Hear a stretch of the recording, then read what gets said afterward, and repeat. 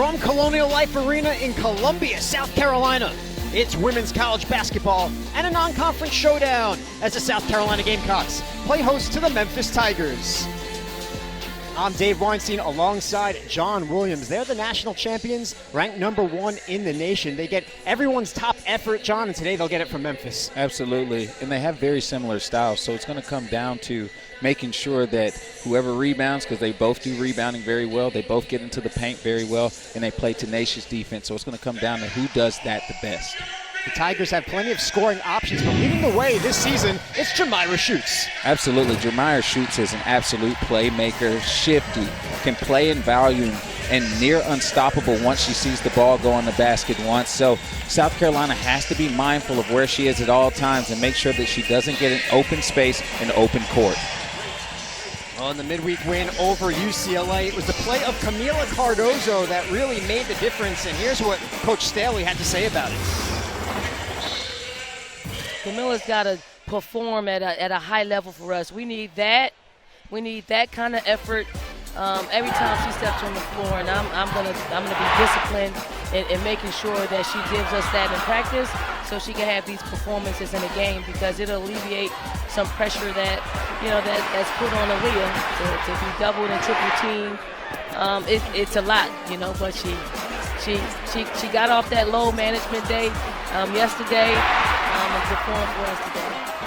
I totally agree with Coach Staley there. When Cardozo is getting going, I mean, obviously when she scored 16 points, 9 rebounds, and 5 blocks against UCLA, it showed exactly what she's capable of. She has great hands. She can keep the ball alive with second chances, and also can contribute on the defensive end with the block shots, but also being able to alter shots on a consistent clip. They didn't talk about that in the UCLA game, but the 5 blocks is great, but also how many times she disrupted teams from getting into the paint is going to be key in tonight's game as well.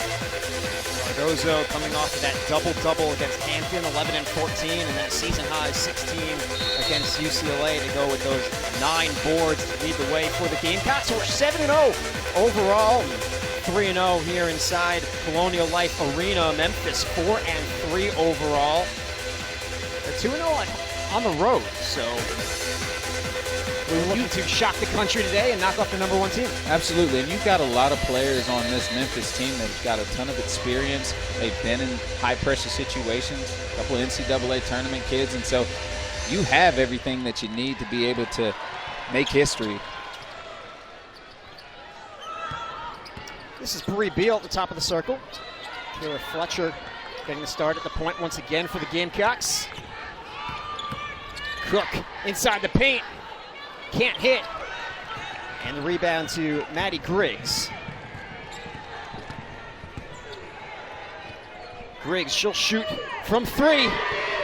Maddie Griggs, 13.4 points per game this season. She's a 44% three-point shooter for the Tigers. She's a player, John, you can't give any space to. Absolutely. You have to make sure that you have eyes on Griggs at all time, because once she sees it go in, she's very difficult to stop. Saxton had good position in the post, couldn't hit from close. That's exactly what you want if you're South Carolina, getting in that duck-in situation with Saxton where she can get busy. She just missed a lay. Starting lineup for Memphis. First start of the season for Lynetta Williams. She's starting at the 5. And she gets the friendly roll. And normally, Williams doesn't start. It's usually Wright. But Williams is going to bring a little bit more agility in that post position, the motor in that post position, as Wright's continually working to get herself back into game shape. Quick hands from Maddie Griggs. Creates the turnover as you take a look at the starting 5 for the Gamecocks, the standard 5. Griggs checked by Cook. Now it's Boston. Griggs off the mark. Beal looks to push. She'll take it herself off the glass. No good. That goal's got a lid on it right now for the Gamecocks. Jefferson. Strong rebound from Kiera Fletcher. Gamecocks looking for their first points. It's Cook. And you can't be upset if you are South Carolina, because they have had a ton of opportunities based on how they play the game. Once they settle down, you know, they're going to be just fine. This game should be, you know, 6-5 right now, but right now they've been a little bit out of sorts when it comes to just finishing the playoff. Lynetta Williams squares, fires, no good. The rebound to Aaliyah Boston.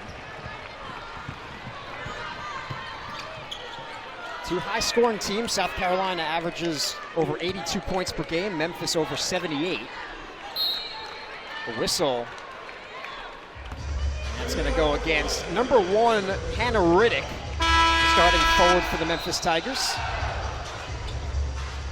And now checking in, Jada Wright. She's been the starting center the entire season for Memphis, not getting the start today. It was Lynetta Williams. Wright is in early. She's going to check Boston. Another whistle. And it looks like that might be a foul on Wright there, and that is probably why Coach Merriweather wanted to keep her out, because she is so aggressive and physical, and sometimes she plays with violence, and I love it.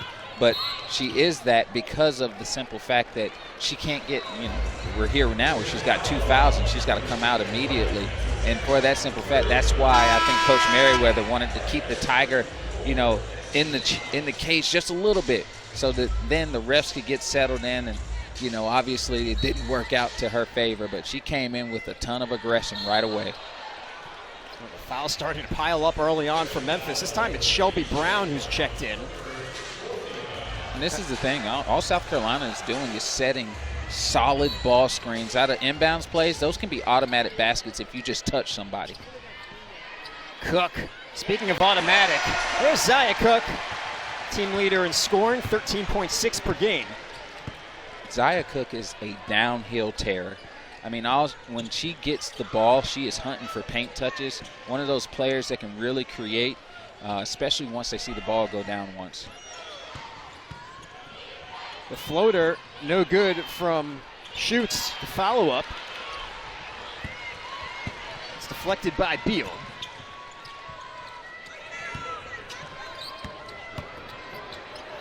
Cook ran into traffic, draws the foul. It's going to be the 5th foul already against the Tigers. Still 6:40 left here in the quarter. It's going to be on Destiny Thomas, her first. You put that kind of pressure on the paint on a consistent basis. I mean, when you've got players like Boston and Saxton in the paint, and then you've got Zaya Cook attacking, Fletcher getting into the paint and creating and facilitating, it makes it really difficult for you to play honest on the defensive end, where you're going to swipe, you're going to foul from time to time, and that is what makes South Carolina so special in their offensive sets. Zaya Cook, senior guard from Toledo, Ohio, 78% free throw shooter this season. Trains the first. Preseason All-SEC member for Coach Staley. She's been an All-SEC selection each of the last 2 seasons.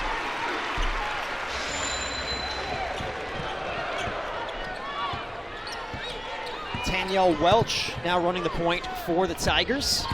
She gives it to Destiny Jackson. Jackson runs into Boston. The 3 from Schutz is on the mark. You have Schutz and Griggs in that game. I mean, that makes it a huge difference maker as far as how Memphis can really spread the floor, which makes it a lot easier for them to do what they do, which is get into the paint, make things happen. Boston gets into the paint, and she made something happen. She drew the foul on Destiny Thomas. Second on Destiny. And I love South Carolina's mentality there, just making it simple. Like, you know, a lot of times defenses will throw different things at you. Right there, you saw Memphis wall up against Aaliyah Boston to make it very difficult for there to be a paint entry, but it doesn't matter. It is absolutely nothing you can do, and I think that's what Coach Don Staley was talking about in her last interview, about simplifying things. Simplifying it and understand that you can throw a wall out as much as you want. It is absolutely no answer that you can have to combat against Aaliyah Boston. Boston has Memphis in plenty of foul trouble early on. 2 fouls for Jada Wright, 2 fouls for Destiny Thomas. Those are 2 of the 3 centers for Memphis. We currently have Aaliyah Green in that spot right now. She's a forward, goes 6'1". She'll have to take on the 6'5 Boston. Shoots, draws the foul. It's going to be on Zia Cook, her first. That's what makes Shoots a playmaker. I mean, she has a bag on her, like where she can create in a myriad of different ways. She gets downhill, you see her pivot, spin, and then go into Zia Cook's body to manipulate the foul, is what I like to call it. I love those types of players that can just go get one when they need it. That's a skill. Shoots a 78% free throw shooter. She's the leading scorer, double digits every game this season. Her season high is 21. That was against Southern Illinois. In and out on the second, and Boston tracks down the rebound. 9-6 lead for the Tigers. Here's Fletcher. She was so good against UCLA. See if she can get that mid-range shot going today against the Tigers. Cook weaves her way inside and hits off the glass. See, Zia Cook always has that motor offensively to try to put pressure on the defense, and she's one of those players that can relieve that pressure off of the paint from time to time with her ability to get into that area and knock down the mid-range. Well, she has 6 of the Gamecocks' 8 so far. Welch. That's a great-looking shot from Tanyelle Welch, the freshman guard from Anderson, Indiana. Step back, got a little space. Fletcher looking to answer. She does. And that's what Fletcher has to do, especially if Memphis is going to wall up to try to keep the ball out of Aaliyah Boston's hands. Fletcher did a great job. You talked about it just a second ago against UCLA, being able to show that mid-range jumper when her man was playing off of her to stop Aaliyah Boston. Cook picks up her second, and it'll take us to immediate timeout. 4:50 remaining in the first quarter. Memphis leads South Carolina 11-10.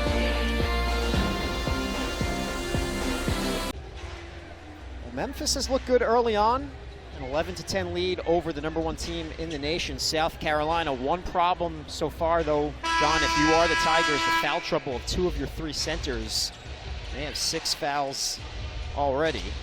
And the scary thing is they just got bigger.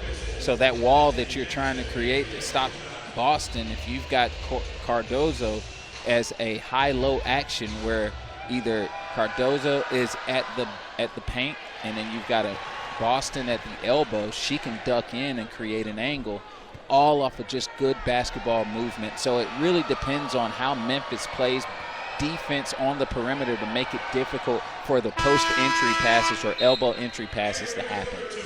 Jackson hits the second, and now she'll check out as Maddie Griggs checks back in.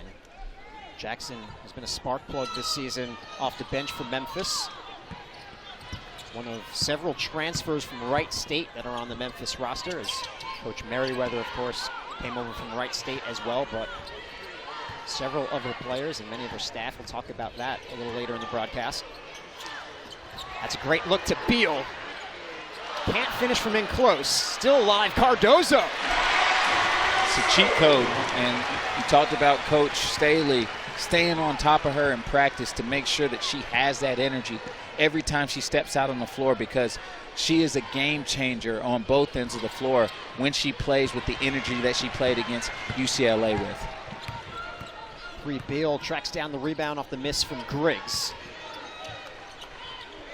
Cardozo posting up the much smaller Green.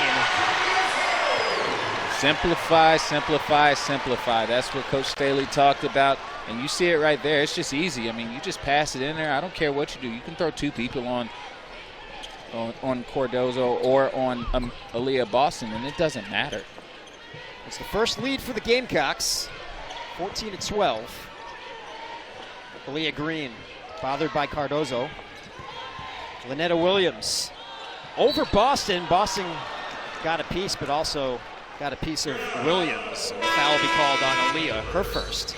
Now, that's a situation where, obviously, you know, that's a foul right there, but you see it right there, Bree Beal and then Cardozo cleaning up the boards and doing what she does best. But, yeah, going back to Boston there, those are situations where that's probably a low percentage shot. You just go ahead and let her make that and take that shot. But you don't need someone like Boston out with foul trouble early. Lynetta Williams, senior forward from Arlington, Tennessee. Gets them both. Good news for her. She's only a 42% free throw shooter coming in. Memphis doesn't shoot well from the line as a team. Boston inside. Another beautiful duck in where South Carolina first, is moving the ball around the perimeter. They just stayed on the right side of the floor at that time, but it's just nothing you can do. And it may be Memphis' strategy to see if Boston can beat them one-on-one a couple of times. See if they can get the ball over the top. So that starts with Memphis' perimeter defensive pressure. Letitia Meir, who was checked in for the Gamecocks. So much talent off the bench for South Carolina this season. Cardozo inside, a terrific feed from Boston. Absolutely nothing you can do. So what ended up happening was you see Boston fighting in the paint, trying to see if she can get an entry, and then they do a quick switch where Boston goes to the high post.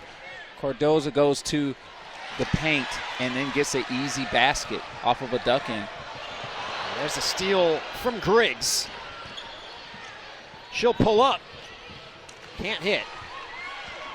Now Fletcher looks to push. Up ahead to Bree Hall. Hall takes on two Tigers and draws the foul.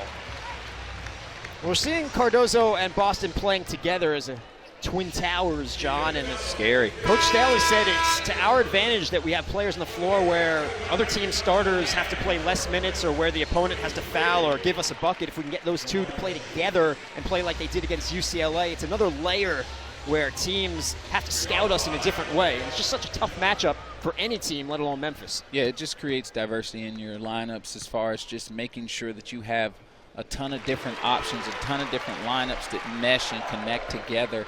When you have, obviously they start a little bit smaller with Saxton at the 4.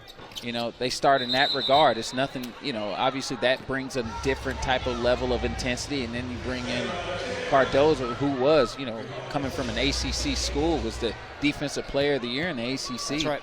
She now is coming off the bench and also impacting the game. You don't have any let-off when it comes to bench play for South Carolina. And there's that impact off the missed free throw. It's terrifying. I love it. 8 points for Cardozo.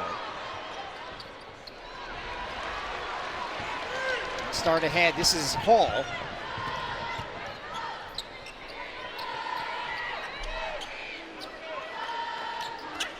Raven Johnson in at the point for the Gamecocks. Oh, Boston. Beautiful keep from Aaliyah Boston. Now the senior forward from St. Thomas, who had 18 and 10 against UCLA for her 17th straight double-double against a ranked opponent.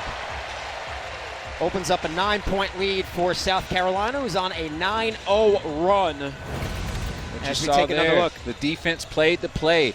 Assumed that the handoff was going to happen. Aaliyah Boston keeps it, gets all the way downhill off of 2 dribbles and finishes.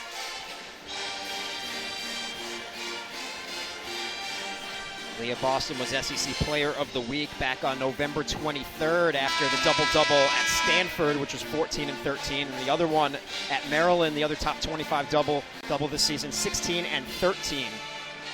She led the nation with a program record 30 double-doubles last year. And, John, she doesn't just do it against the lesser opponents. She does it against the top teams. Does it against everybody. And, honestly, this is the quietest season of dominance that I've ever seen. I mean, honestly, we got to celebrate Aaliyah Boston more because you don't get players like that on a consistent clip. Boston and Cardozo, both perfect from the field so far. Cardozo's 4 for 4. Boston's 2 for 2. So combined 6 for 6, and Cardozo has done it all in the last 3 minutes. Absolutely. That is the big difference maker. And we talked about the similarities of these teams. The big difference was going to be post play. Turnover for the Tigers.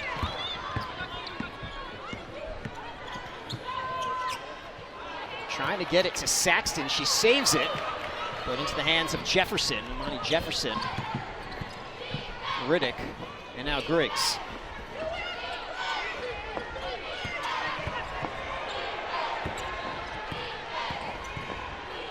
Riddick trying to find some space. Unable to. Excellent defense from Saxton. I'm not sure if Amir here was ready for that, but that's a situation where you just probably want to give it to Raven and bring it up and see if you can get something going. from the first phase of the fast break. Coach Staley, 11-25 win seasons, 5-30 win seasons, 35 wins last season for Staley and the Gamecocks. Swing it to Johnson. Cardozo converts again inside. Well, that's the thing. Cardozo knows that Wright is in foul trouble. You just go right through her because she's going to definitely play with less physicality and verticality. Look at those numbers. Cardozo 10-5 in the first quarter.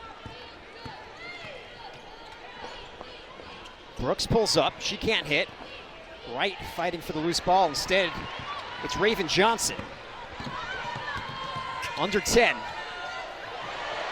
Cardozo once again. Beautiful pass from Raven Johnson there. Obviously, she is a capable stat stuffer, and you always have to be mindful of her passing ability. That's a great pass from Raven there. Camilo Cardozo, the featured player in the first quarter. 12-5, did so in only 5 minutes. As South Carolina will end the quarter on a 13-0 run. She's a cheat code, man. Got to be mindful of her. She can make a difference immediately as soon as she steps on the floor. Welcome back inside Colonial Life Arena. South Carolina leads Memphis 27-14. John, you and I had a great conversation yesterday with Coach Merriweather of Memphis. Big theme in that conversation for Coach Merriweather was family. She said, hey, my staff, my 2 grad assistants graduated 2020 from Wright State, both played there. Didn't get a graduation with COVID, but they'll be getting master's degrees this spring. Director of Ops Devin Reed came over from Wright State. Associate head coach Abby Jump, she said, I coached at Wright State. And when we say family, we mean it. It's our connectivity and team. We try to be an example that we expect from our players, but it's definitely a we over at Memphis, which she brought over from Wright State. She said, I don't think there's anything I've ever accomplished on my own. She talked about associate coach Ashley Barlow, who's been with her. Every year she's been a head coach, came over from Wright State as well. And Coach Merriweather said they're great examples and role models for our student athletes. Well, you know, obviously she believes the motto in having great people around you to enhance yourself, and that's what she's done, and done a fantastic job of it. Off of that conversation we had with her, I was just like, I love this lady. I mean, she is right up my alley, especially of how she gives teams, players second chances. You know, she recruits, and when I saw her recruit in Chicago this past summer, and she was recruiting these teams, these players. Every player I saw her look at, they had that dog in them. I loved it. First basket for Hannah Riddick.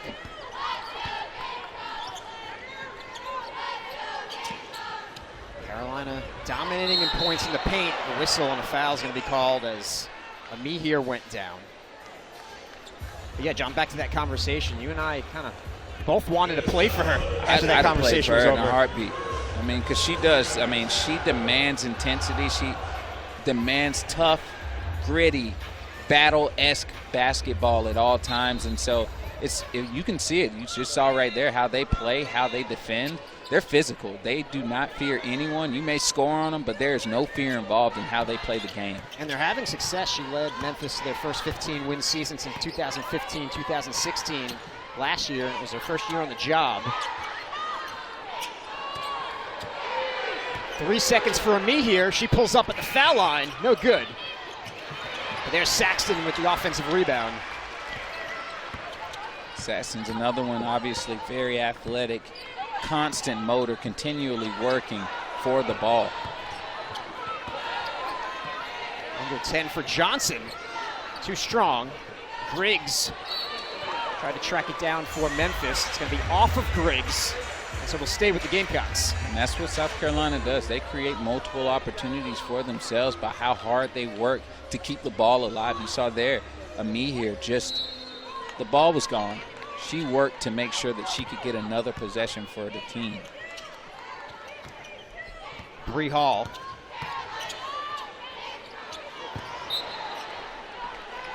Shot no good from Hall, who has shot well this season. She's shooting 50% from the field coming into today, including 4 for 9 from 3. That one's just off the mark. Yeah, that one's just off the mark. But the thing is, she's going to have more opportunities like that if teams are going to continue to scheme against South Carolina to defend the paint. That means if it does get inside and everybody implodes, then outside is going to be open.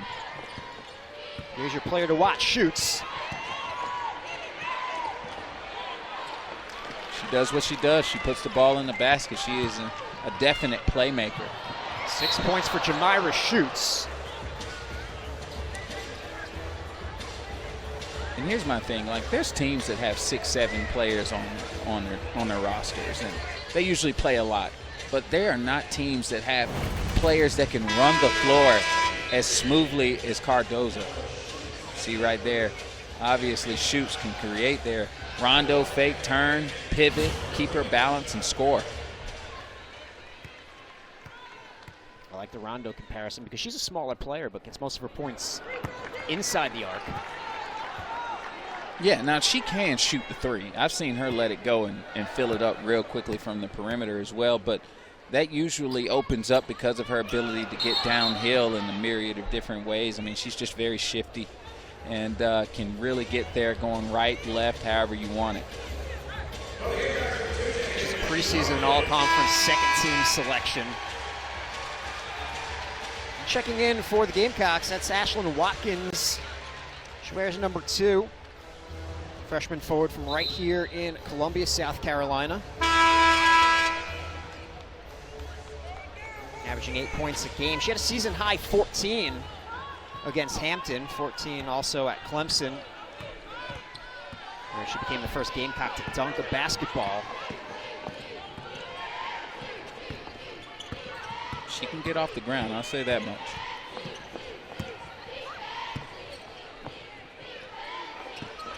Here's Griggs, checked by Hall. Instead, it's Jackson. Destiny Jackson, the junior guard from Lexington, Kentucky, averaging 6.9 per game.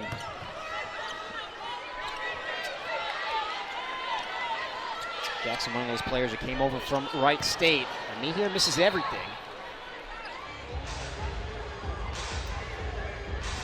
Looked like a foul on Griggs there. It's going to be the second on Maddie Griggs.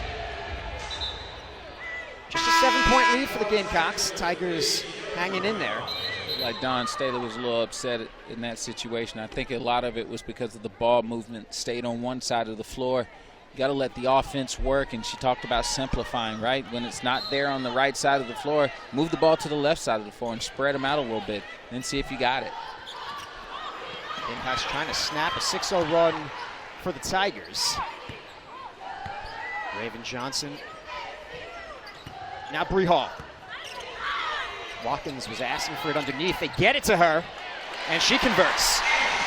Yeah, right now, Memphis is trying to wall up and stay in front of South Carolina at all times and front the post. But the thing is that when you have that kind of length and athleticism, you can throw it somewhere up in the air, and those girls will go get it and finish. So much height. Watkins goes 6'3", Boston 6'5", Saxon 6'2", Cardozo 6'7", me here 6'4". Can bring in Fagan at 6'3". Yeah, and so if you do decide to pressure the post, if you're small, you still got to get the ball, get your hands on that ball somehow, and you can't do it. There's a me here defensively. Takes it herself. Me here, one of those players. I mean, obviously she's 6'4", but she's a point forward.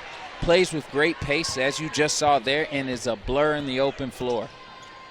Her first bucket of the game, coming into today, averaging 7.9. Take another look.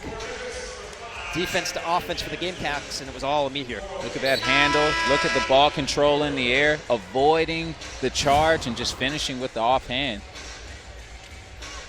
You understand why she's such a special player, too, because she has a guard mentality. Now, obviously, she can play in the post, but she's the type of player that can get things going real quickly in the open floor because of her handle and court vision.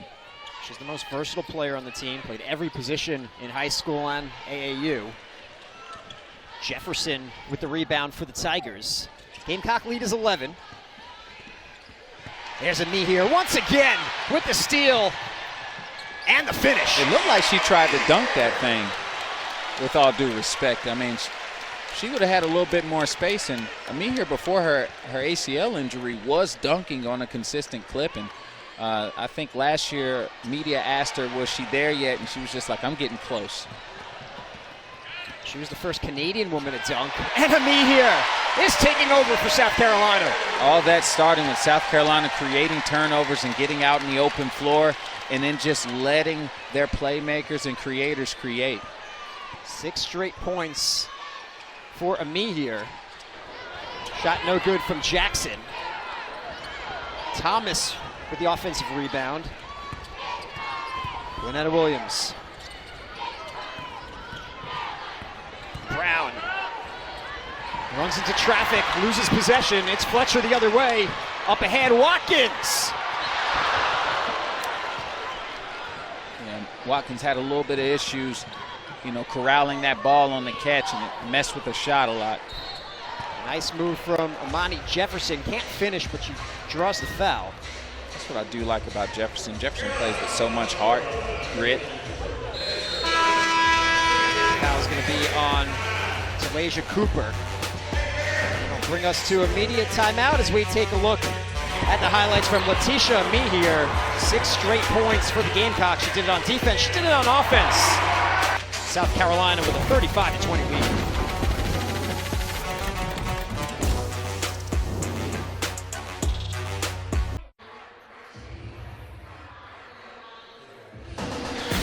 Welcome back to Colonial Life Arena. Second quarter, South Carolina leads by 15. And John, it's been the Letitia Amir show here in this quarter. 6 points, 2 steals, 2 blocks, stuffing the stat sheet. Definitely one of the most versatile players in the country. I just want to say, whoever developed her when she was coming up, thank you for not just sticking her in the post and limiting her to just one thing. She does everything. We talk about her being able to play multiple positions, but the special thing about Ami here is that she can also guard every position, and that's what makes her a special, special player. Coach Staley talked about her this week. She said, Ami here, she's focused, she wants it. She's playing for a lot of people, and she's filling the void the right way, focused on basketball, being the energy and the versatile player she's capable of being.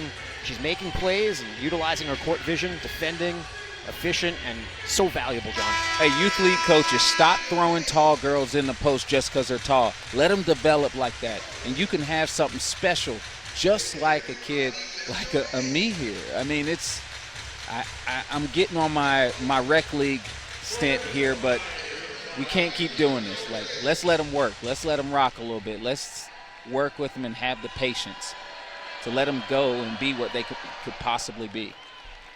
And despite the starter skills, she comes off the bench, and Coach Staley said, I like her off the bench. I know she's a starter, but I like the punch off the bench that she gives us. And when we start her, we don't have an experienced punch off the bench. Letitia said in the postgame, it's magical to have a team like that where you can just call on anybody. So she's willing to do it and be that punch off the bench for the Gamecocks. Yeah, I mean, it's just a second lineup of starters, to be honest with you, with what they have on their roster. I mean, it's her that's coming off the bench. It's Cardozo. I mean, it's Raven. I mean, you got a bunch of kids that can come off the bench and also just make life terrible for the opposing team.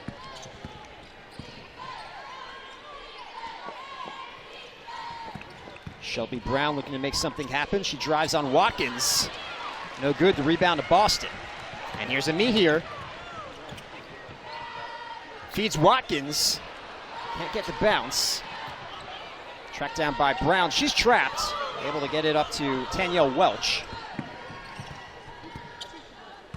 And Welch will pull back and set something up for Memphis.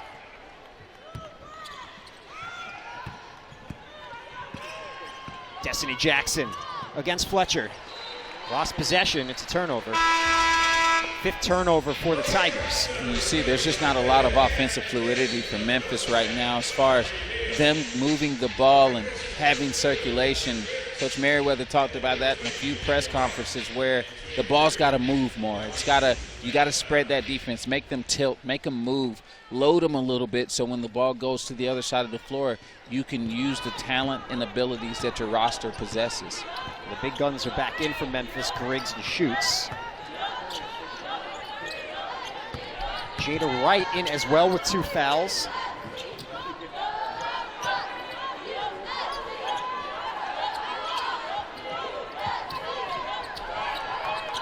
This is Fagan.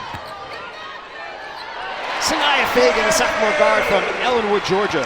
Fagan's definitely a high IQ post. She recognized that Wright was going to be fronting Cardozo and making it really difficult for her to get a entry pass, so she just drove. Cardozo got a piece of the shot from Wright. That's a situation where obviously when you get out in the open floor, you got to be looking back because with South Carolina, their style of play, they're looking to push to see if they can get something easy in the open floor, and then if push comes to shove and there's a half-court defense, then they run their offense. Good look from Wright to Griggs. Again, in South Carolina defensively, that was Talasia Cooper. Cooper feeds Fagan. That is what Talasia Cooper brings to the table. One of those players, long, rangy, skilled, a capable shooter from the perimeter, but very shifty and a playmaker, as you just saw there. Well, Memphis calls timeout as South Carolina has opened up a 39-22 lead here in the second quarter. That's a freshman Cooper to a sophomore Fagan, so not just a talent-rich bench, but a talent-rich young bench, John, for South Carolina. Yes, obviously you've got a ton of seniors on this roster, but it's that next player up mentality where the next wave of South Carolina basketball has got a bright future. And as long as they continue to buy into the culture, they can continually be dominant. And that's what makes Coach Don Staley and this program so special. And it's how they've developed and immersed in this culture. And obviously the fan base has been amazing and stellar for these girls. And so it's just moving in the right direction, in a direction that you don't see anywhere else but here in Colonial. They're undefeated so far, 3 wins over ranked opponents. They played a tough non-conference schedule. And Coach Staley said, we've always found that the stiffer the competition, the more you learn about your team. You learn if they like each other, if they fight for each other. It's really a true measure of chemistry that you don't get if you beat teams by 60 every game and everyone is playing and happy. And in tougher matchups, the sub-rotation is shorter. You saw that against UCLA. It's really a true test of where you are and the roles that you're developing during those times that'll help them come SEC play and come NCAA tournament time. And it's what Coach Staley has always done. I mean, she sees more and learns more about her teams. Even when in the down years at the beginning when she first got there, she was able to play and they'd get blasted by 30 or 20 or whatever, and then all of a sudden they're having a conversation the next year and saying, you guys remember this, you guys remember this. It's because they were able to learn from their experiences of being in those situations. You just don't want a cookie-cutter schedule where you feel all happy every time. You want to feel based on your best version of competition. It was a tough shot from Jamira Schutz, and she was bothered by the length of Sanaya Fagan. Fagan at 6'3" and Schutz at 5'9". So difficult going up against South Carolina. Coach Merriweather said, we have to take an opportunity to push in transition. We get clean rebounds. Our best offense is in transition. Fagan can't hit. Fagan's got some stuff to her game. I mean, as she continues to grow and learn and understand the system and program, I mean, she's going to be a really special player just because of how well she moves off the ball as well as when she gets the ball. Memphis trying to do everything they can to battle. Coach Merriweather said if we turn this into an undisciplined jumping contest, we have no chance. We have to penetrate, kick it. Everyone is ready to shoot the ball. 28% so far from the field are the Tigers. There's the bounce for Schutz. Yeah, I mean, obviously Schutz being a scorer, that's not luck even though it touched every part of the rim. I mean, she just knows how to do it. There's just no stopping Camila Cardozo. She has 14. And she's just picking up where she left off of just being that dominant force in the paint. That obviously she ducks in and you can throw it anywhere up in the sky and nobody else can jump up to that part. So it's her advantage. She averaged 5.4 per game last season, up to 9.7 this season. She's in double figures. That one off the glass and in. 11 points for shoots.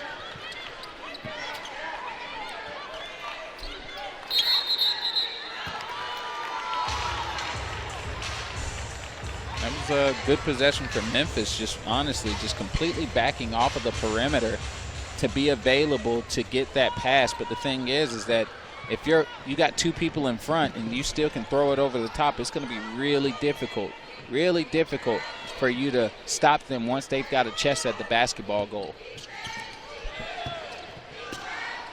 The lead is 15. 10 seconds for Griggs. Now it shoots. She checked by Beal. Beal with the steal. Up ahead, it's Fletcher. And Beal with the follow. Beal's one of the best two-way players in the nation for that very reason. She can guard multiple positions. I've seen her guard quick, shifty, small guards. I've seen her guard post players. She can guard anything. Shot from Williams before the buzzer is short. And that'll do it for the first half. South Carolina really impressive in the second quarter. 43-26. They lead at halftime from Columbia.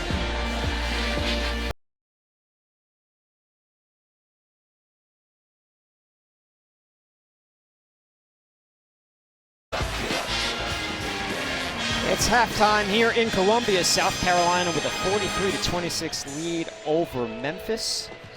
John, we're going to break down some stats from the first half.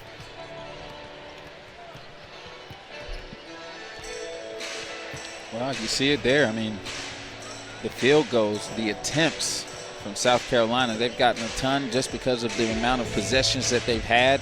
Obviously, the rebounding category, they've taken a lot of shots at the paint, and if you are going to double team the paint, there's going to be an opening on the opposite side of the floor, or weak side of the floor, for another rebound. And so you saw there South Carolina with a ton of second chance points. All South Carolina's points aside for free throws were points in the paint.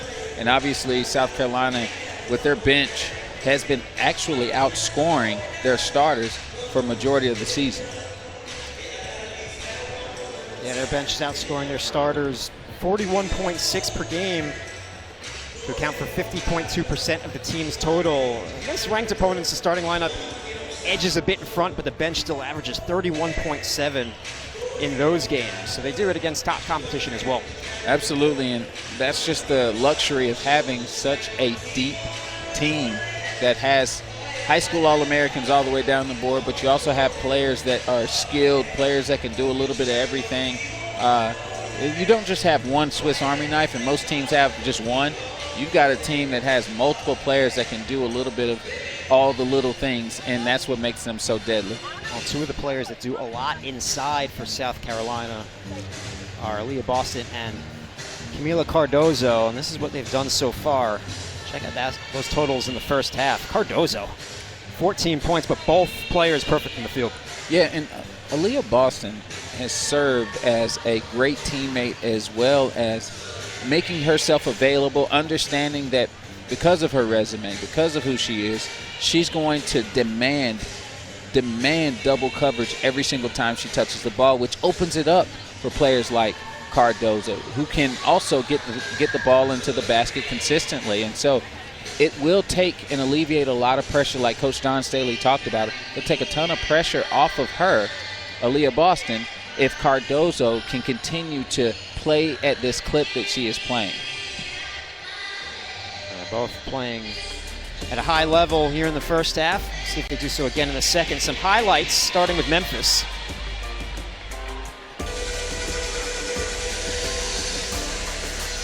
And you see right there, Shoots using that rondo fake, getting some space and creating. They did good at the beginning of the game as far as just getting the paint touches, working inside out. and really just trying to find the open man on a consistent clip. And when they are rolling offensively and getting circulation offensively, they're tough to guard. And so coming into this second half, I think that that's what they're going to look to do. Memphis shooting 32% as a team. South Carolina shooting 54%, a high number because most of their looks have been from in close. Yeah, and you see Zia Cook in the first basket there just getting into the paint and being a terror as far as getting downhill. And you saw South Carolina do a ton of that, making baskets close to the basket. And you see the rebound, second chance points from Cardozo, Aaliyah Boston keeping it after they predicted the handoff action.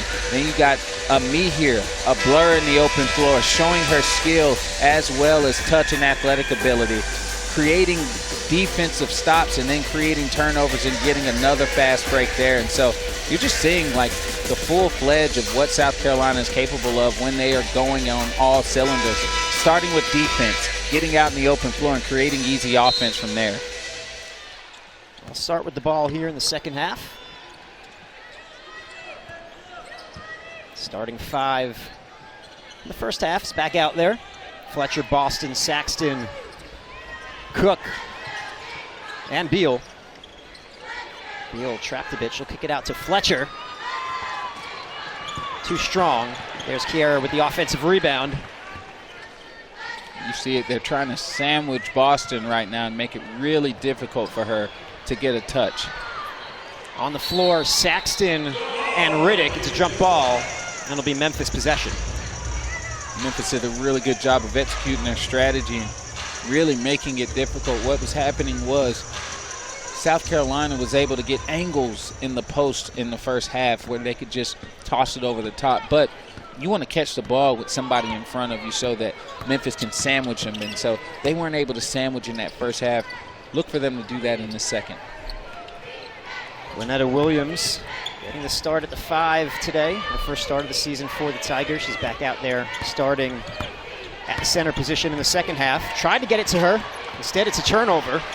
And it's Aaliyah Boston the other way.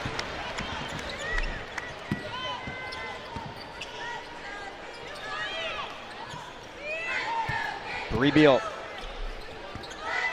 Fletcher, the grad transfer from Georgia Tech. Double-double, 12 points, 10 boards against UCLA. She's got great size. I mean, she's a big guard.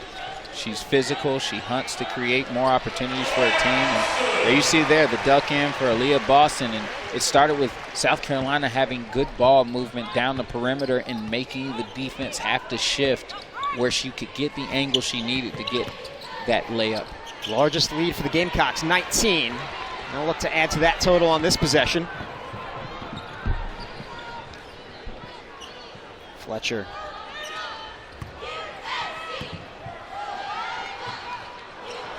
They're going to get it to Saxton. Instead, it's a turnover. 7th turnover for the Gamecocks. Kiera Fletcher running the show for Dawn Staley's Gamecocks. Missed last season due to injury, but she was a 1,000-point scorer at Georgia Tech. Averaged 9.6 per game in her career there. She's earned Coach Staley's trust. I wasn't sure who was going to be the starting point guard this season. We've seen some of Raven Johnson and me here at that spot as well. Some of Zia Cook. Shoots. It's a tough shot. And it's a tough shot because there's a lot of trees down there. And so that's a good thing about South Carolina on defense. Even when you get like a straight line drive, you're running into high hands, verticality, and you've got to shoot over that. I mean, offensive foul on Kiera Fletcher, her first. Take another look as Jefferson drew the foul. Yeah, and that's what Jefferson does. She plays with a ton of energy. She is a disruptor on the defensive end. Very gritty, very emotional the way she plays, which usually leads to positive basketball. And she led the Tigers in steals last year. Played her freshman season at Wright State with Coach Merriweather.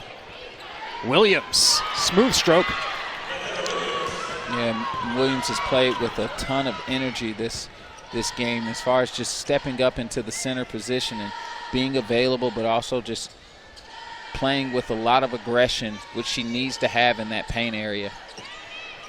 Saxton can't respond. There's Jefferson. And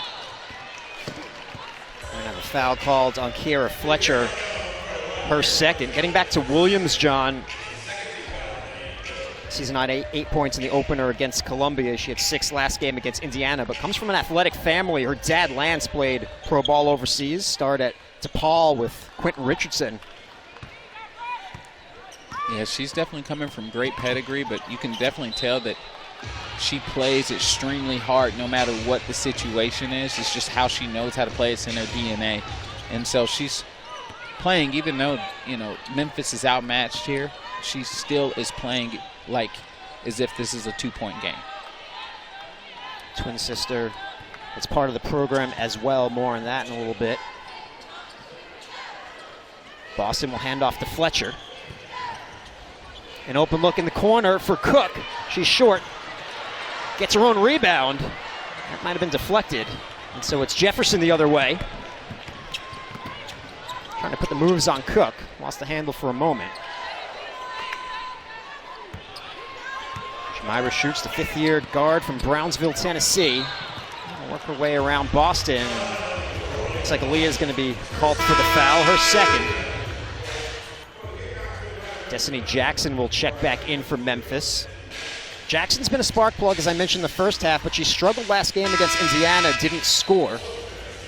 Another transfer from Wright State, a couple of seasons there, one of them with Coach Merriweather. She was the second leading scorer last season at Wright State, averaging 13.4 per game. And like you said, she didn't score. She didn't have an offensive game, but what Coach Merriweather loves about her is her ability to play defense on ball and make it uncomfortable for the primary guards to get going. Travel is going to be called on Shelby Brown. 10th turnover now from Memphis. Brown started the opener against Columbia, but has been off the bench since. Came to Memphis as a JUCO transfer. They'll swing it to Raven Johnson. Saxton will show, now Boston. She was bothered from behind by Wright, who's going to be whistled for the foul. That's the 3rd foul on Jada. Jada had a quick 2 early on. Very quick 2. I mean, within about a 15-second span, all off of the inbounds play. And so, you know, that put Memphis in a hole, which we talked about Merriweather trying to find ways to, you know, keep her out there on the floor, because when she is on the floor, she's very impactful for the Tigers. And so, obviously going against Aaliyah Boston, who is also physical and aggressive, especially on the offensive end. She gets in high-low action, and she gets to the angle. Wright doesn't know how to just not play physical. So she's going to do that. And so if you're able to move Aaliyah Boston, you're probably fouling her.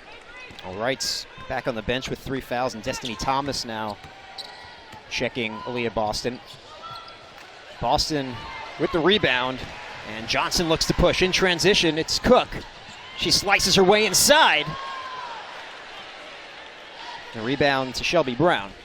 There's a lot of contact down there. I really couldn't see. There was a lot of trees going on. I mean, it was just like the closing of the Red Sea there with Memphis. As soon as she jump stopped, it was a lot of folks around her. Shoots. Marked by Beal. Beal often has the opposing team's best player. There's Boston defensively against Jackson. 3 seconds for Griggs. That's what Griggs does. I mean, you saw it. She hesitated as if she was going to drive and then just pulled up. 2 threes for Griggs. That's wrestled away by Saxton. And a foul's going to be called, I believe, on Memphis. That's what makes Saxton so special. Even when you think you have the ball, she's that one that's behind the scenes creating another opportunity. It's the 3rd foul on Destiny Thomas. It brings us to immediate timeout. South Carolina leads Memphis 47-31.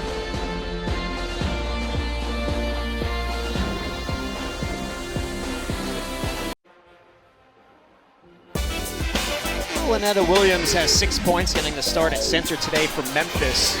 She and her sister Lanice, they came to Memphis together as recruits for the class of 2019, and after playing together in high school, they would go on to play together in college. It's a package deal It's unfortunate Lanice battled knee injuries early on, so they actually only shared the court together 3 times, and then a much larger obstacle emerged. Lanice had a heat exhaustion episode, and she was diagnosed with a heart condition. So there were surgery setbacks, and last season was all medication and training, trying to get her heart into proper rhythm.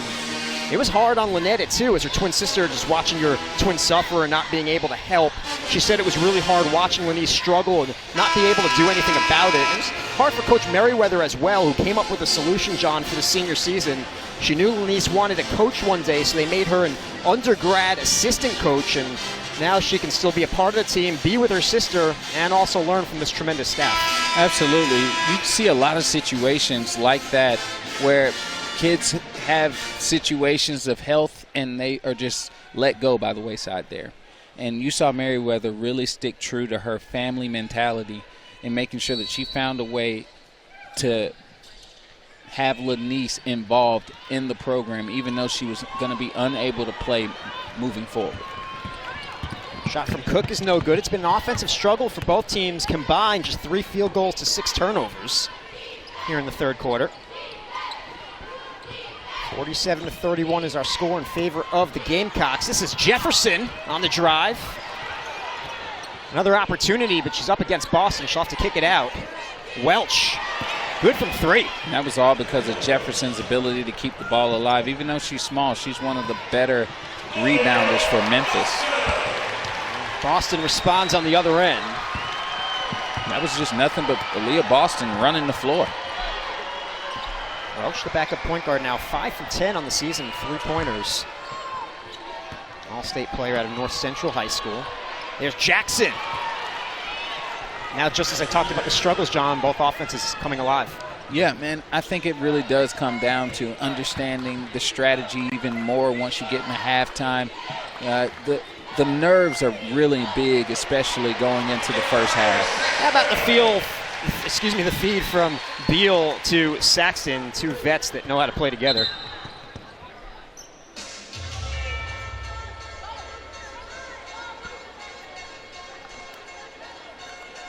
A stoppage here. Looks like maybe a clock problem, John. Yeah, absolutely. But, speaking on Saxton there, I mean, that was just a great offensive dissection there where South Carolina understood what they were going to be putting a ton of attention on Aaliyah Boston, and that may be something that they talked about at halftime too, where all of a sudden you got Saxton cutting down the middle and finishing easy. The clock didn't start. So we're going to reset now, and Mihir and Cardozo have checked in for South Carolina. Saxton and Cook exit.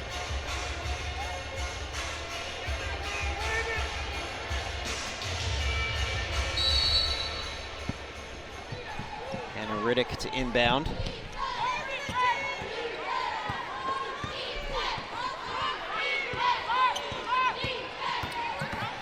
Welch stops, pops.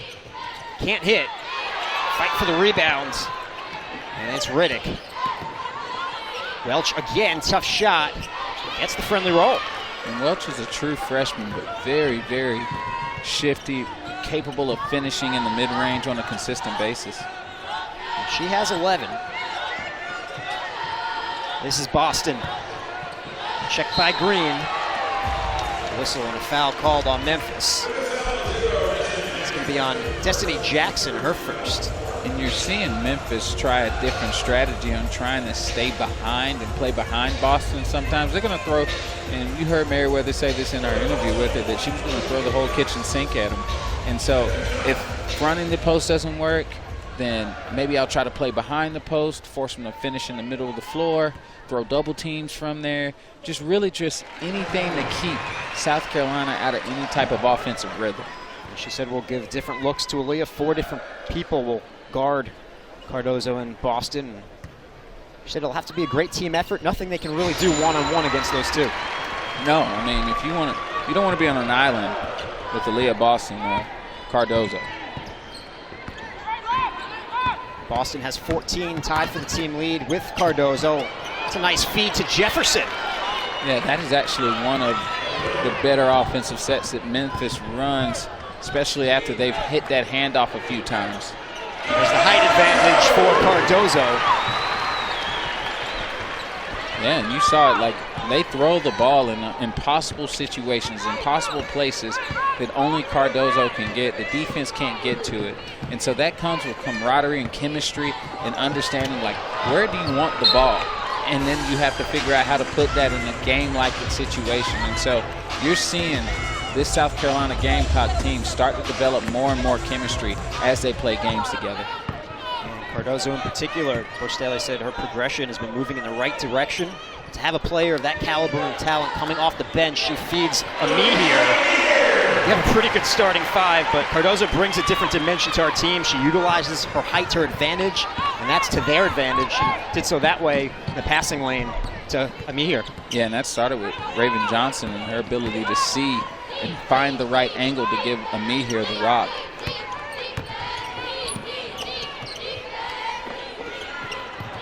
Another one. Again, they found Jefferson inside. Tigers can't convert on 2 opportunities, and now it's Raven Johnson. Stops, pops. No good, but the follow-up from Boston, that misses as well. The whistle is going to go against Aaliyah Boston. She can't believe it. She picks up her third. She did a Steph Curry takeoff as far as, oh, that's it, I'm out.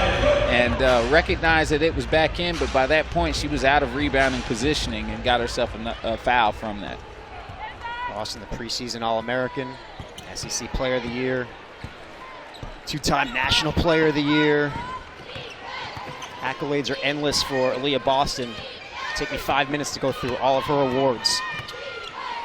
Yeah, we talked about that before. She just, like, I don't know why she doesn't get as much media attention, I guess, as that she deserves. I mean, because we should be hearing about that. I mean, there's other things on ESPN that we see all the time. I want to see Aaliyah Boston on there more. That was cooked to Ami here, the transition basket from the Gamecocks. You saw that right there. I mean, that was a blur. I mean, that was off of just one offensive miscue from Memphis, and then South Carolina takes full advantage of that. So the lead is 19, a minute to go in the quarter. A rejection from Cardozo.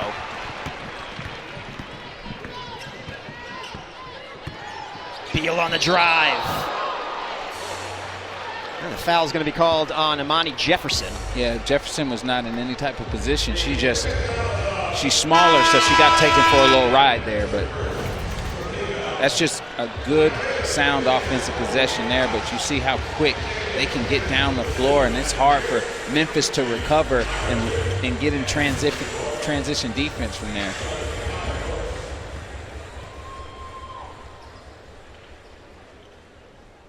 Beal can't hit the first. She's now just 3 for 9 in the season free throw opportunities.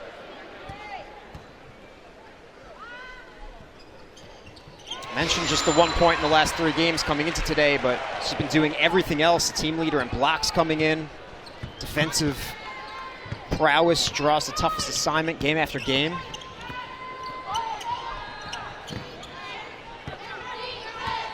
This is Griggs inside the arc, back out to Brooks. That one not close. I understand why they brought Brooks out there. She is an automatic floor spreader, somebody that can shoot the ball at a high clip for Memphis. Griggs, one of those players as well. She, coming into today, was 15 threes away from breaking the program record. 13 now. Now it's 13. She has 2 against the Gamecocks. This is the senior guard from Memphis.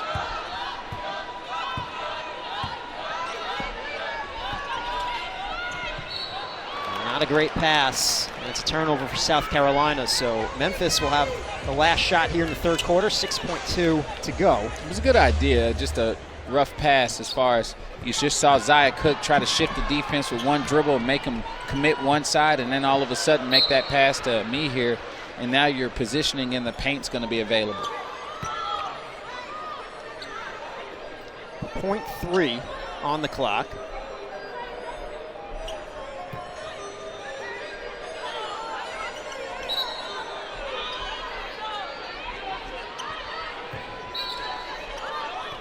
Robbie shoots to inbound. No time for Brooks. South Carolina ends the quarter on a 7-0 run. We'll head to the fourth. The Gamecocks leading the Tigers 60-40.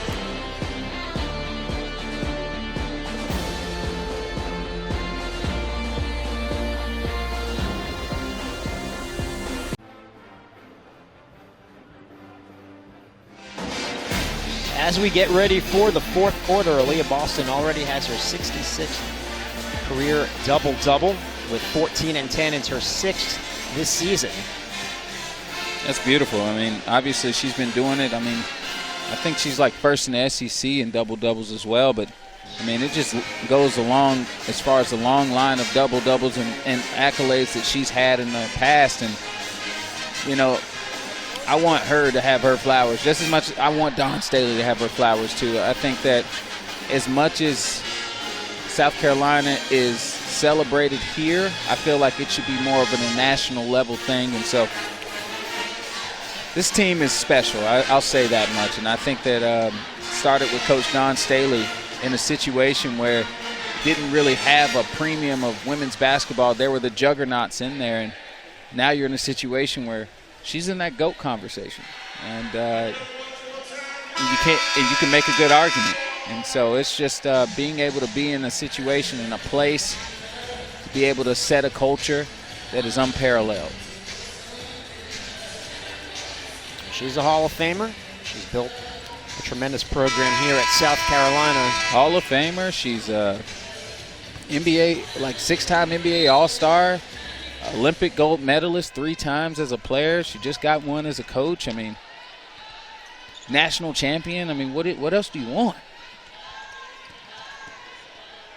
Fagan drives and she draws a foul. And talking about Boston, John, you said you think she should have even more accolades and more national recognition. I think she'll get it at the WNBA draft. Oh yeah, she'll get it. I mean, as far as just making sure like that the WNBA draft is getting what it deserves as well. I mean, she'll be the, last year SEC Player of the Year, SEC Defensive Player of the Year, Naismith Player of the Year, Naismith Defensive Player of the Year, USBWA Player of the Year, AP Player of the Year, Wade Trophy winner, Lisa Leslie Award winner, Wooden Award winner. I mean, the list goes on. I'm just playing around here. You see what I mean? I'm not even cooking with gas yet, and so you got that kind of esteem. Like, you have to celebrate that because you don't get that every day. She's expected to add #1 overall pick to that list. Expected. She should be. I mean, that's a guarantee, right? You would think.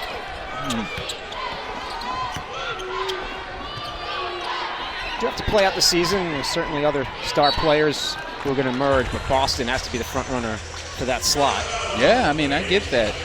I just have never seen a player impact the game where you have to change everything up in order to try to beat that team because of her. And so Dawn Staley talked about it as far as just never taking it for granted when you have kids like Aaliyah Boston and impactful post players that do everything on the court, but then also the type of player she is off the court. And so she celebrated her, and I can see it going a long way moving forward once she finishes up college and goes out into the professional world. Riddick misses the second, the rebound to Cardozo.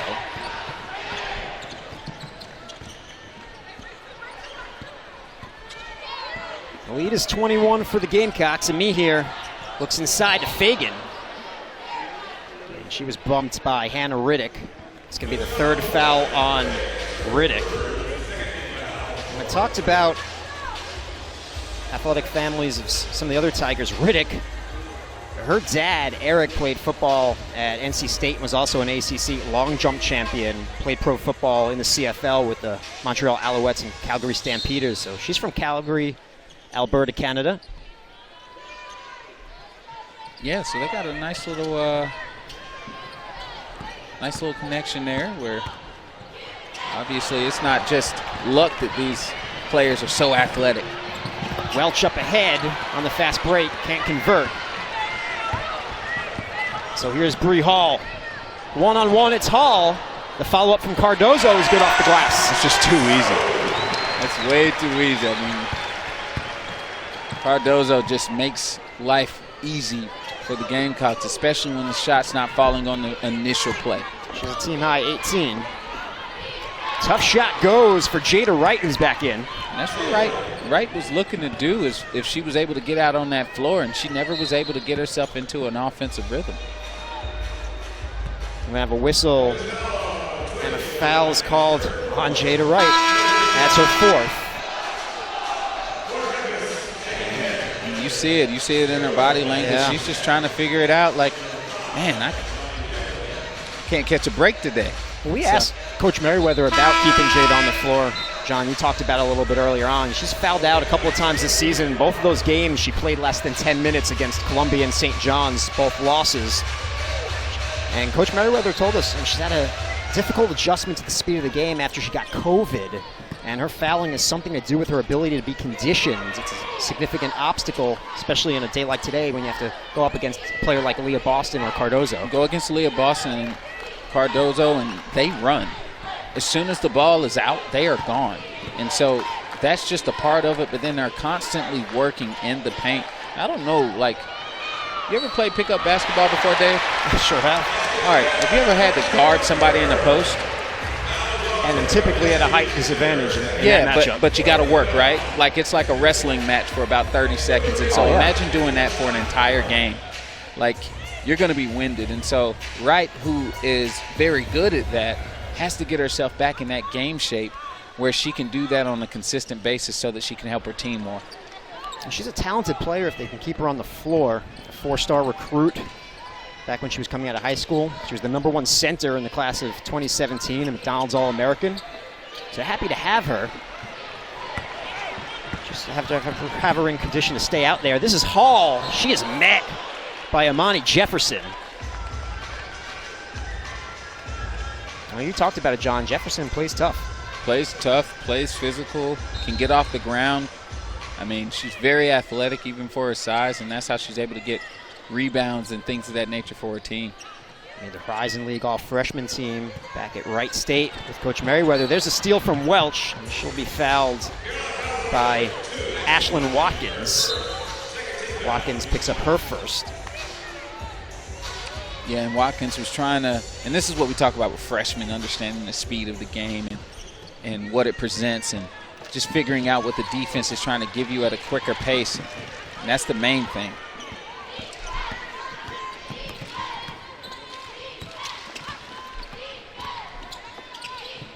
Destiny Jackson gets around a screen. Jackson.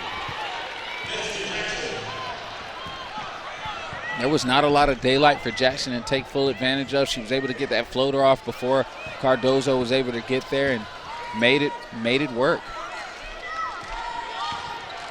This is Cooper. She's guarded by Jackson. Hall in the corner. That's good. Rattles it in. That's what Bree Hall has been able to do for this team. Knock down that open shot when there's a ton of pressure being put in the paint area. The first field goal for the Gamecocks outside the paint.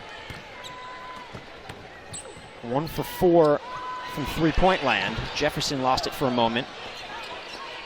Jackson for 3. Can't get the bounce, but the rebound to Riddick. Riddick has done a good job of just working in that paint as an undersized post. She's been doing everything she can to keep that ball alive. Back iron for Welch. Amihir up ahead to Hall. Nice move off the glass and in. Great pump fake from Hall, understanding that the last time she got in the open floor, she got blocked right away, so she made sure she pump fake knowing that her defender was going to jump. Hall had a career-high 14 last weekend against Hampton. And 1 for Destiny Jackson. Yeah, Jackson is definitely doing everything she can to try to keep this team in it and try to keep them going and learning as they get better in their offensive sets. Second foul on Talasia Cooper as we take another look. Jackson getting it to go. That's the second time that, and obviously, you're seeing South Carolina does a good job of making it difficult to get ball rotation by keeping the ball in the corners, and they deny the corners and try to force you to drive into help defense. And so that time, help defense couldn't get over quick enough. Jackson can fill it up. She comes off the bench, but she had a career high 22 against Northern Kentucky, 20 games in double digits while at Wright State. No, she can score the ball. I mean, that's just a good thing to have. A tough angle on the follow-up from Cardozo. And we'll go the other way. It's impressive as is for Cardozo just to be able to get that second rebound. Raven Johnson checks back in for the Gamecocks, and me here will take a seat.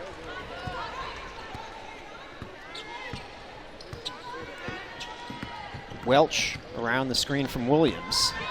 Here's Jackson. Great look to Jefferson, draws contact, and she'll head to the line. And there's another situation where Memphis has been able to utilize that corner back cut where they do a ton of handoffs, and then they'll make that last-minute decision to back cut and see if they can get something going before the secondary defender, Cardozo, can get over and commit. 2 shots for Jefferson. Misses the first, and now the crowd will get loud here inside CLA as Chick-fil-A is on the line here for this second attempt. Do we get sandwiches as well? I'd like one. I like one. It's the number 1, right? Oh, and Jefferson spoils the fun for the Gamecock faithful. I was hoping for a number 1 with pickles.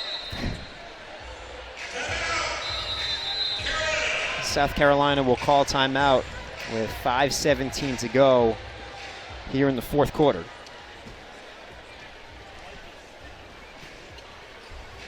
And it's going to bring us to our media timeout, so we'll take a break as well. All Gamecocks, they lead the Tigers 71-49.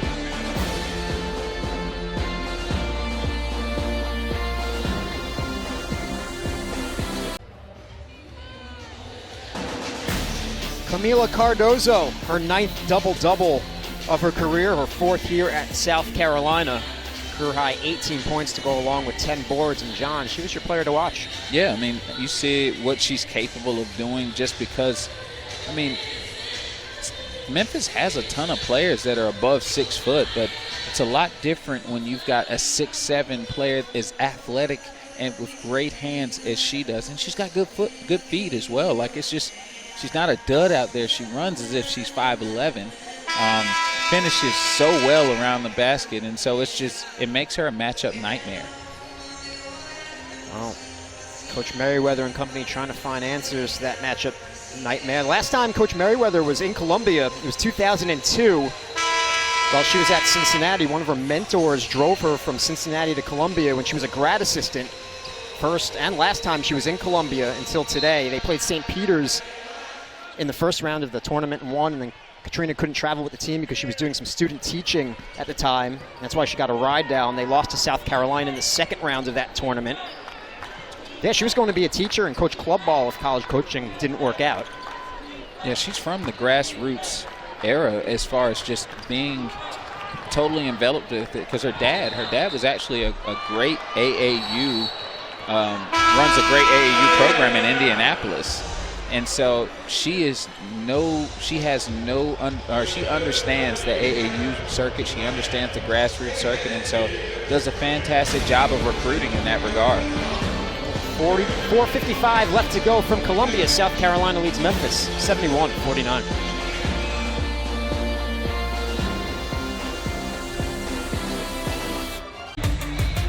Welcome back to Colonial Life Arena.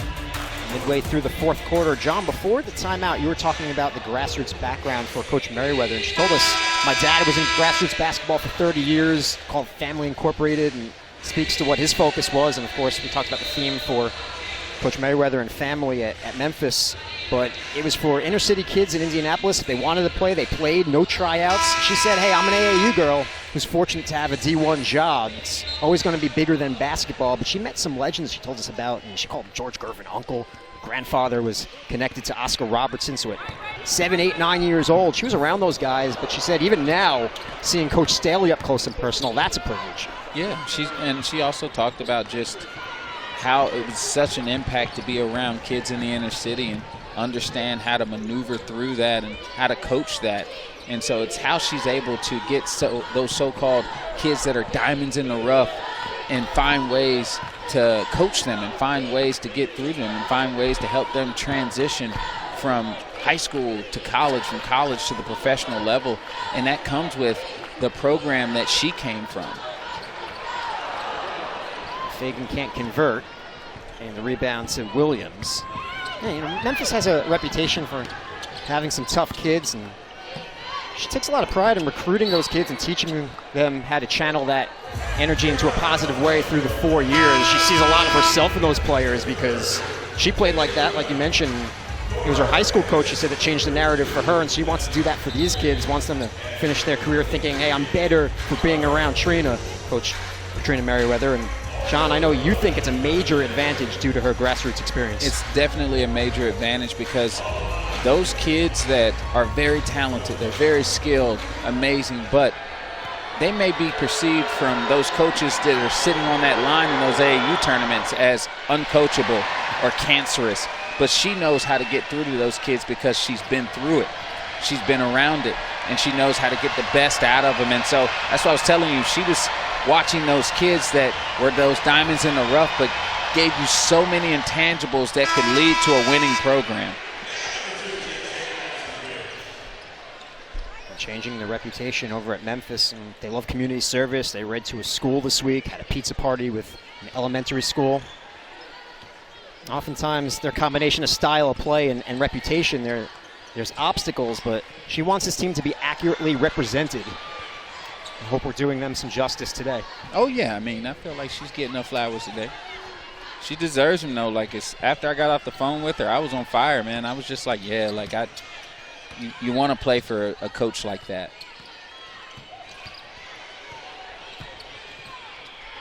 Shoots the turnaround, in and out.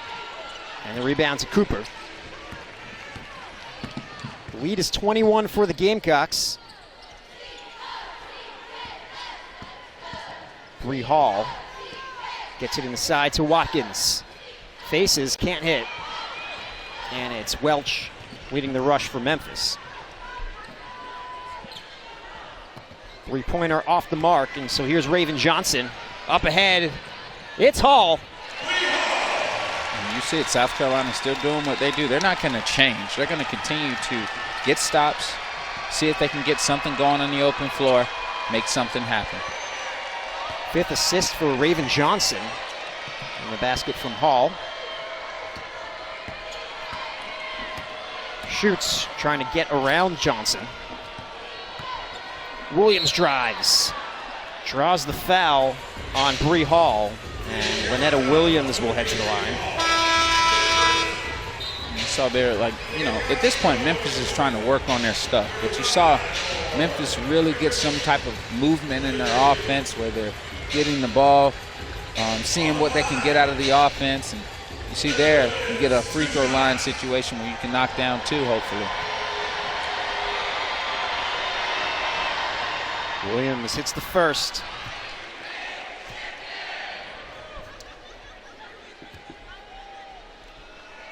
They really want that sandwich. They keep putting the promo up there.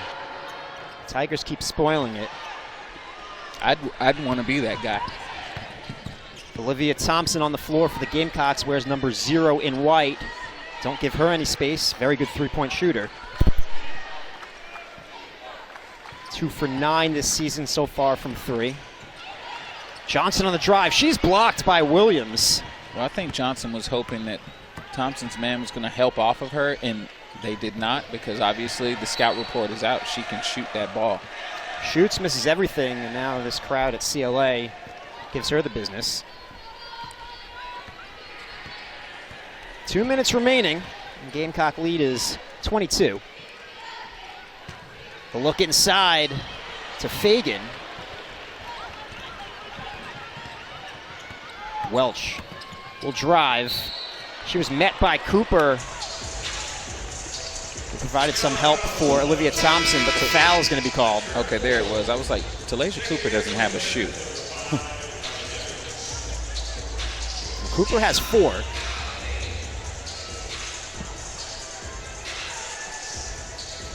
she's been playing with a lot of aggression defensively, and it's good that she gets in these games like this to be able to figure it out and understand the pace and how referees are going to call things.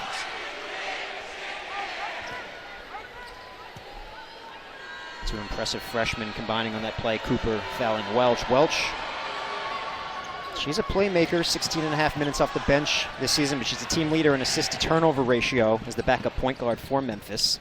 The thing is, Welch actually started off as the starting point guard, or was projected to be the starting point guard for Memphis. But, you know, as you continue to see Jefferson's heart and soul, you couldn't deny it. In and out for Thompson.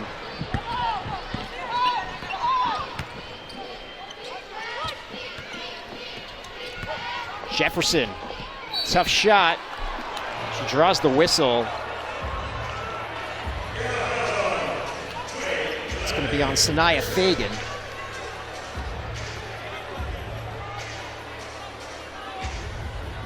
So with 1:15 left to go, Memphis will have a chance to bring it within 20. They trail by 21.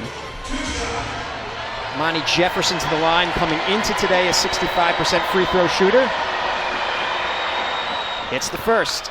Jefferson said, "It's not going to be me." She gets to the line a lot this season. Coming in, she had more free throw attempts than field goal attempts. Yeah, I mean, when I saw them play against St. John's, I mean, she was getting to the basket at will, creating a lot of foul calls, but then also not just because of her ability to drive to the basket, but also just offensive rebounds. She had 13 attempts from the line in that one. Johnson feeds Cooper, and she'll draw the foul. A really good look from Raven Johnson. Well, that's what she does. She's a great passer, moves the ball really well, and does a fantastic job of just seeing opposite. It's really hard at times to see the ball from the opposite side of the floor because you're only thinking about the player in front of you. But looking opposite is how you understand whether or not you're going to have help side on your drive or whether somebody's going to be open. Raven Johnson's a young point guard that has a great feel for the game. Coach Staley says she puts the ball where players should have it instead of where they want it.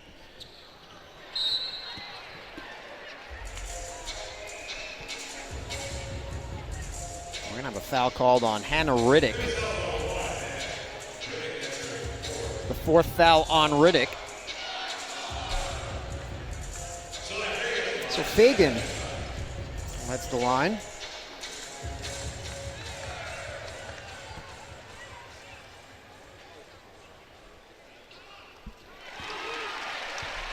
It's the first. Fagan, first team All-American, as a senior in high school, the number 4 overall player in the class of 21. In and out. I think that might be her first free throw miss of the season. She's perfect before that one.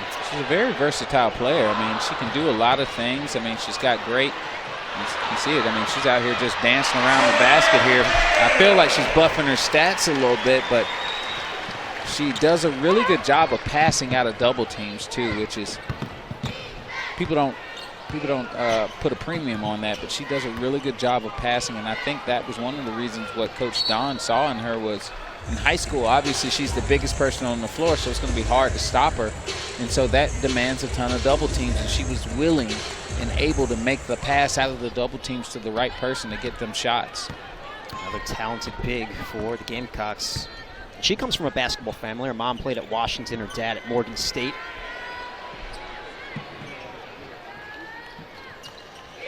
Four seconds between the shot clock and the game clock, so an opportunity for Watkins. Looks like we're going to have a whistle and a foul that's going to be called on Amani Jefferson. And this young group has a lot of promise moving forward.